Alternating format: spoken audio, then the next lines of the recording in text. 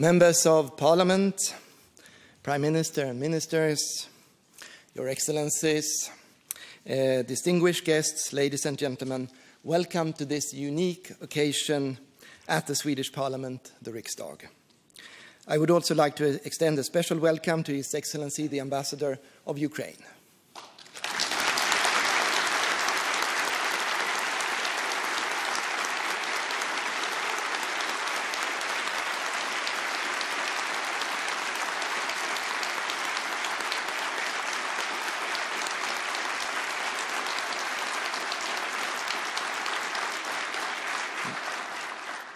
Ladies and gentlemen, often we like to look for nuances. We prefer not to see things purely in black or white, good or evil. Today, however, this is not possible. There is no justification for Russia's vicious war against Ukraine and the suffering it is inflicting on the Ukrainian people. In this appalling situation, we have witnessed great bravery from the people of Ukraine. We have also seen admirable leadership from many, in particular His Excellency, the President of Ukraine, Volodymyr Zelenskyy, who has been a true leader at this most pivotal of times. We're all honored by the fact that President Zelenskyy is willing to address the Swedish Parliament on link from Kiev today. Welcome, Mr. President.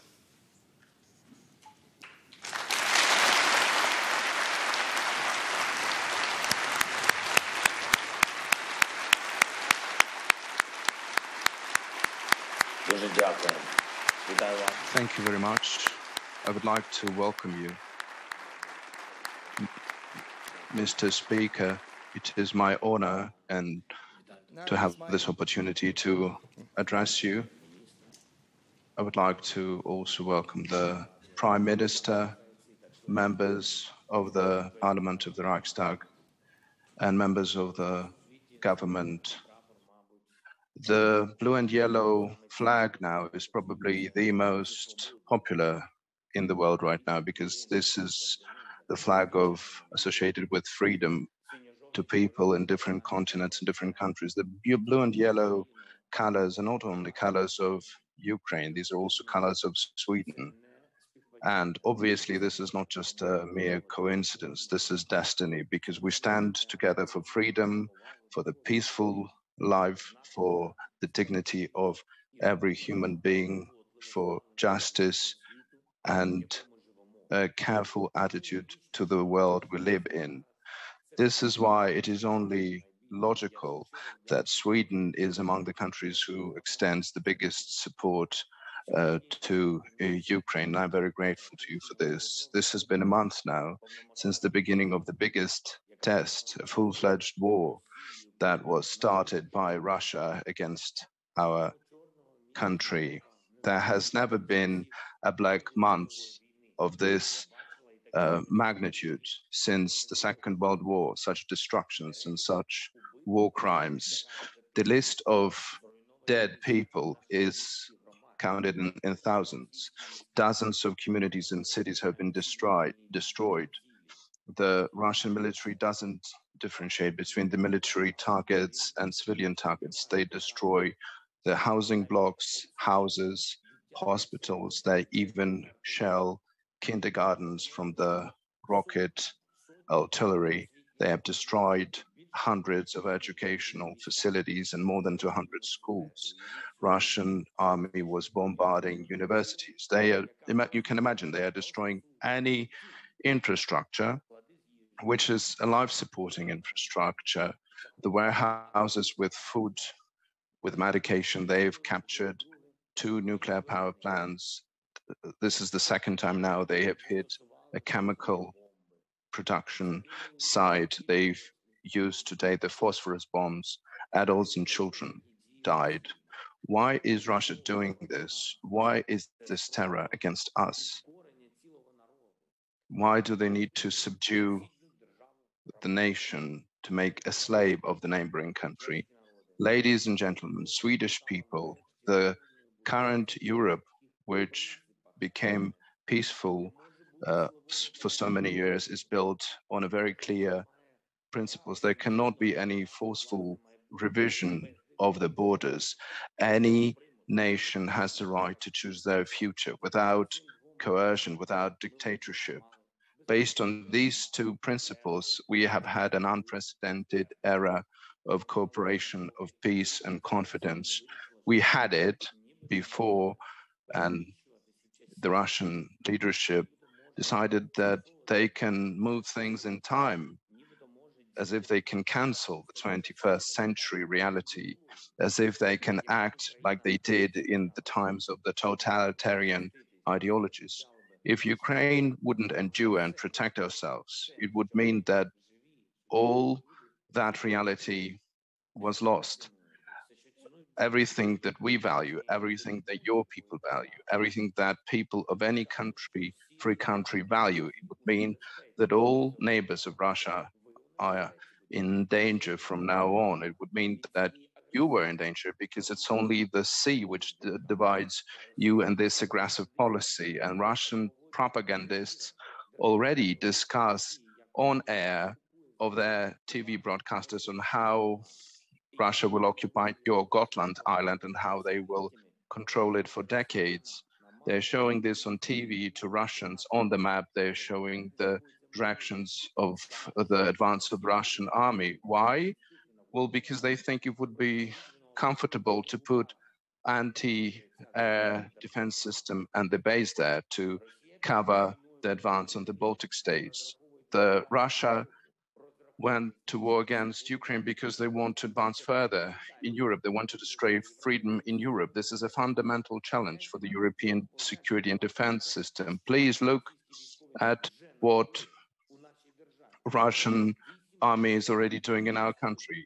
For 8 years of war in the East, the occupation of the Crimea, the repressions, the torture, submission of any manifestation of freedom and diversity, the month of a full-fledged out war, a vicious bombardment, the same as it was in Syria, kidnapping children, taking them to Russia, children and adults, raping in the housing sectors, and the looting of the Russian soldiers.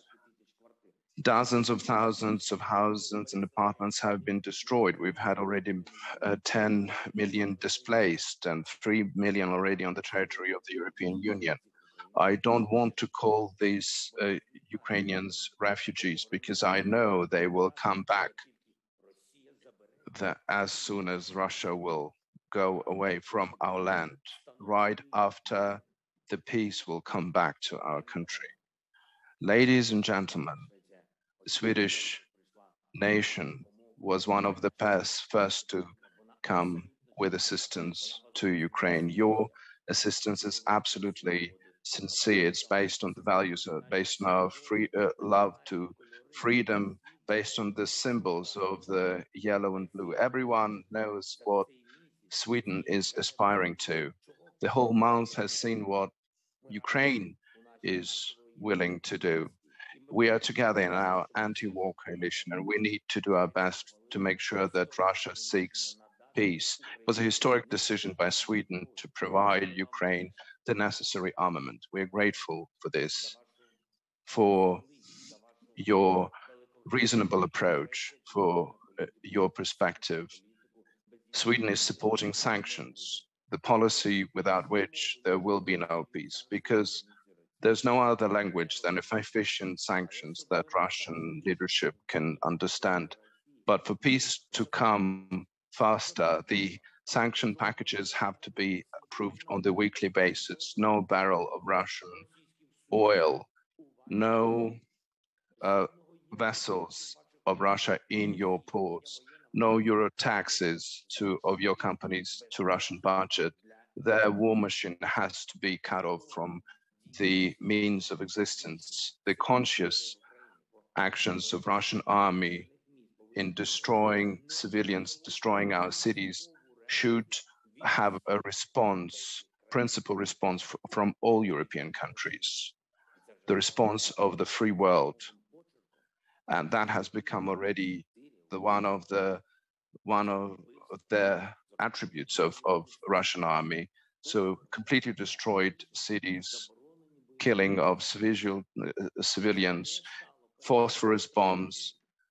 We have to make sure that it wouldn't become a winning strategy. All of these war crimes have to be punished. For those who gave the orders, for those who killed people, they have to go through the tribunal to make sure that no other country would think that they can be not punished after killing people just like that and destroying completely the neighboring countries. I'm sure that together we will be able to bring peace. And this is why now we have to start thinking about restoring of Ukraine and rebuilding of Ukraine after this war. And this will come. I would like to invite Swedish architects, Swedish companies, the Swedish state and your people to participate in this historic project. Ukraine was beautiful, but now it will be even, it will become a big country. This will be a big project of restoration for the sake of people, for the sake of development of our country and the whole Europe. I would like to welcome you and invite you to demonstrate to the world and to the future generations that war doesn't bring results. Instead, peace brings fruit and good results. And Sweden is the first country that we propose this project to. You can take a sister city or sector to restore the city or the sector. And I'm sure that your technology, your business, your love for the life and the way you organize your living spaces would come to use very, very much. And all our citizens, all those who defend our country have done a lot already to protect our common European values, our common European home. We are fighting not only for Ukraine, we are fighting for the security of Europe, and we have proven that we deserve to be a full-fledged member of the European Union. The decision is already in the process.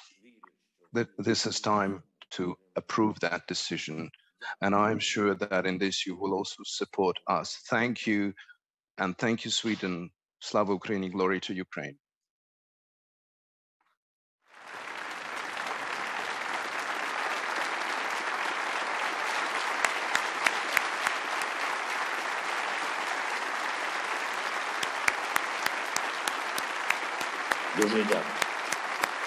Thank you very much.